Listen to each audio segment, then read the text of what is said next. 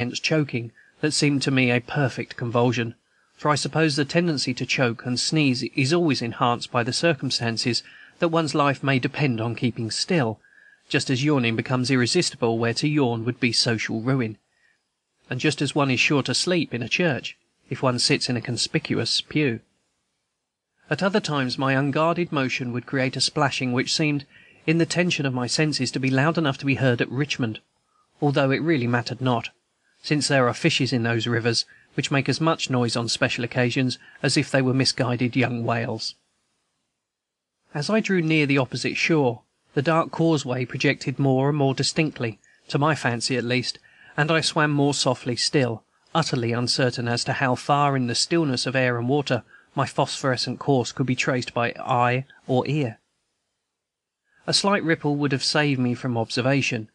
I was more than ever sure, and I would have whistled for a fair wind as eagerly as any sailor, but that my breath was worth to me more than anything it was likely to bring. The water became smoother and smoother, and nothing broke the dim surface except a few clumps of rushes and my unfortunate head. The outside of this member gradually assumed to its inside a gigantic magnitude. It had always annoyed me at the hatters from a merely animal bigness, with no consummate contents to show for it, and now I detested it more than ever.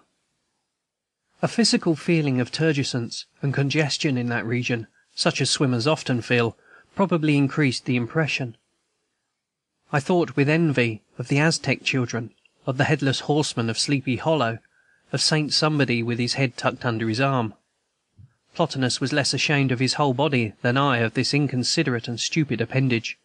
To be sure, I might swim for a certain distance under water, but that accomplishment I had reserved for a retreat, for I knew that the longer I stayed down, the more surely I should have to snort like a walrus when I came up again, and to approach an enemy with such a demonstration was not to be thought of.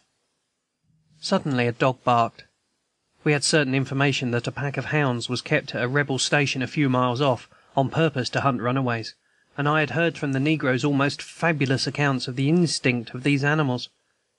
I knew that, although water baffled their scent, they yet could recognize in some manner the approach of any person across the water as readily as by land, and the vigilance of all dogs by night every traveller among southern plantations has ample demonstration. I was now so near that I could dimly see the figures of men moving to and fro upon the end of the causeway, and could hear the dull knock when one struck his foot against a piece of limber. As my first object was to ascertain whether there were sentinels at that time at that precise point, I saw that I was approaching the end of my experiment.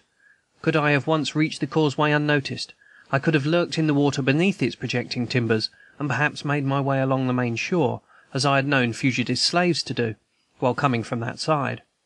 Or, had there been any ripple on the water, to confuse the aroused and watchful eyes, I could have made a circuit and approached the causeway at another point, though I had already satisfied myself that there was only a narrow channel on each side of it, even at high tide, and not, as on our side, a broad expanse of water. Indeed, this knowledge alone was worth all the trouble I had taken, and to attempt much more than this, in the face of a curiosity already roused, would have been a waste of future opportunities. I could try again with the benefit of this new knowledge on a point where the statements of the negroes had always been contradictory. Resolving, however, to continue the observation a little longer, since the water felt much warmer than I had expected, and there was no sense of chill or fatigue, I grasped at some wisps of straw or rushes that floated near by, gathering them around my face a little, and then drifting nearer the wharf in what seemed a sort of eddy, was able, without creating further alarm, to make some additional observations on points which it is not best now to particularize. Then, turning my back upon the mysterious shore which had thus far lured me, I sank slowly below the surface and swam as far as I could under water.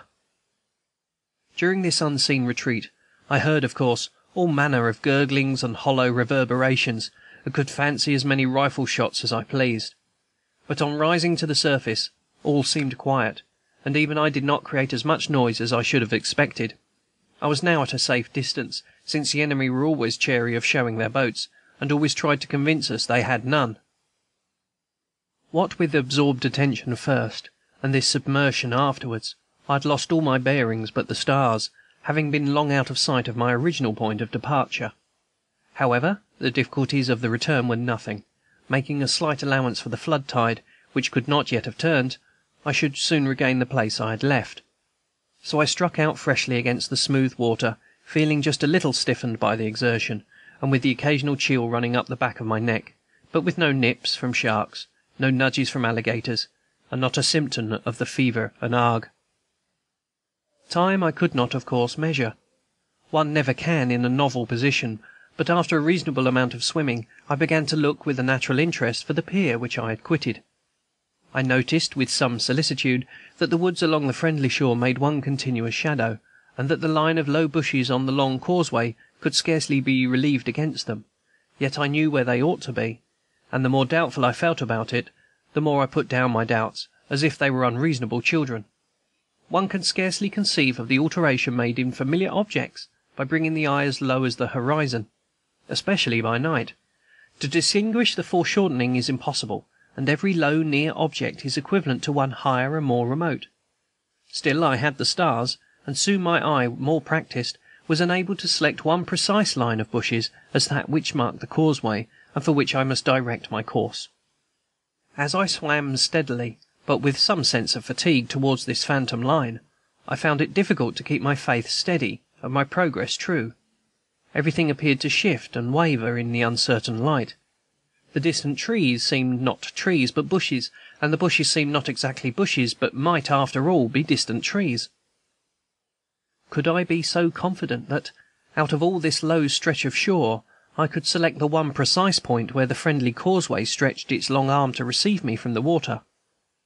How easily, some tempter whispered at my ear, might one swerve a little on either side, and be compelled to flounder over half a mile of oozy marsh on an ebbing tide, before reaching our own shore and that hospitable volley of bullets with which it would probably greet me.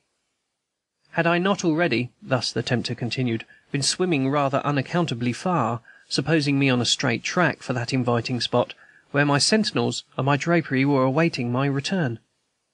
Suddenly I felt a sensation of fine ribbons drawn softly across my person, and I found myself among some rushes. But what business had rushes there, or I among them? I knew that there was not a solitary spot of shoal in the deep channel where I supposed myself swimming, and it was plain in an instant that I had somehow missed my course, and must be getting among the marshes. I felt confident, to be sure, that I could not have widely erred, but was guiding my course for the proper side of the river. But whether I had drifted above or below the causeway, I had not the slightest clue to tell. I pushed steadily forward, with some increasing sense of lassitude, passing one marshy islet after another, all seeming strangely out of place, and sometimes just reaching out with my foot a soft tremulous shoal which gave scarce the shadow of a support, though even that shadow rested my feet. At one of these moments of stillness it suddenly occurred to my perception, what nothing but this slight contact could have assured me in the darkness, that I was in a powerful current, and that this current set the wrong way. Instantly a flood of new intelligence came.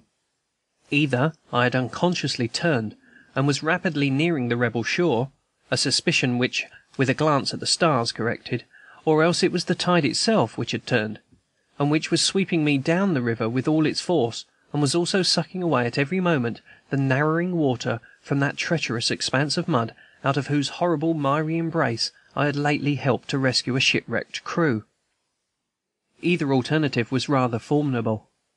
I can distinctly remember that for about 1/2 minute the whole vast universe appeared to swim in the same watery uncertainty in which I floated. I began to doubt everything, to distrust the stars, the line of low bushes for which I was wearily striving, the very land on which they grew. If such visionary things could be rooted anywhere. Doubts trembled in my mind like the weltering water, and that awful sensation of having one's feet unsupported, which benumbs the spent swimmer's heart, seemed to clutch at mine, though not yet to enter it. I was more absorbed in that singular sensation of nightmare, such as the one may feel equally when one lost by land or by water, as if one's own position were all right, but the place looked for had been somehow preternaturally abolished out of the universe. At best, might not a man in the water lose all his power of direction, and so move in an endless circle until he sank exhausted. It required a deliberate and